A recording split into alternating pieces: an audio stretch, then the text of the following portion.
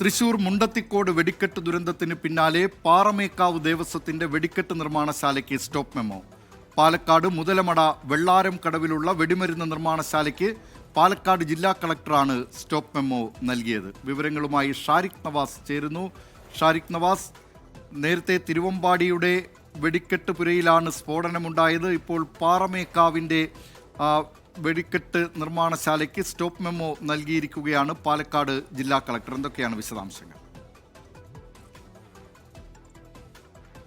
ദിലീപ് കുമാർ, പാറമേക്കാവ് ദേവസ്വത്തിന് വേണ്ടി വെടിക്കോപ്പുകൾ നിർമ്മിച്ചിരുന്ന മുതലമട വെള്ളാരം കടവിലെ പടക്ക നിർമ്മാണശാലയ്ക്കാണ് ഇപ്പോൾ സ്റ്റോപ്പ് മെമ്മോ നൽകിയിട്ടുള്ളത്.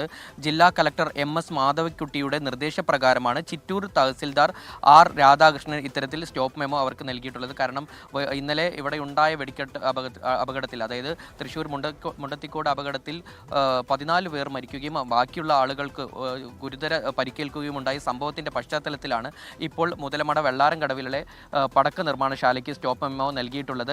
ഇത് അതായത് ഈ മുതലമട വെള്ളാരം കടവിലെ പടക്ക നിർമ്മാണശാല ഈ നെന്മാറ വേലയ്ക്കും മറ്റുമൊക്കെ പടക്കം നിർമ്മിക്കുന്ന ഒരു പടക്ക നിർമ്മാണശാലയാണ്. അത്തരത്തിൽ വലിയ തോതിൽ പടക്ക നിർമ്മാണം നടത്തുന്ന ഒരു നിർമ്മാണശാലയാണ്. ആ നിർമ്മാണശാലയ്ക്കാണ് ഇപ്പോൾ സ്റ്റോപ്പ് മെമ്മോ നൽകിയിട്ടുള്ളത്. ഈ ദുരന്തത്തിന്റെ പശ്ചാത്തലത്തിൽ തന്നെയാണ് ജില്ലാ കളക്ടറുടെ ഇടപെടലിൽ ചിറ്റൂർ തഹസിൽദാർ ആ നിർമ്മാണശാല സന്ദർശിച്ച ശേഷം സ്ഥിതിഗതികൾ വിലയിരുത്തിയ ശേഷം സ്റ്റോപ്പ് മെമ്മോ നൽകിയിട്ടുള്ളത്.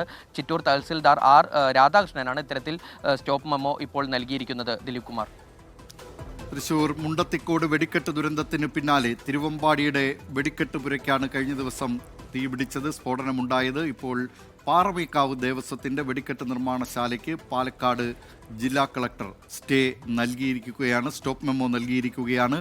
വിവരങ്ങൾ നൽകിയത് ഷാരിഖ് നവാസ്.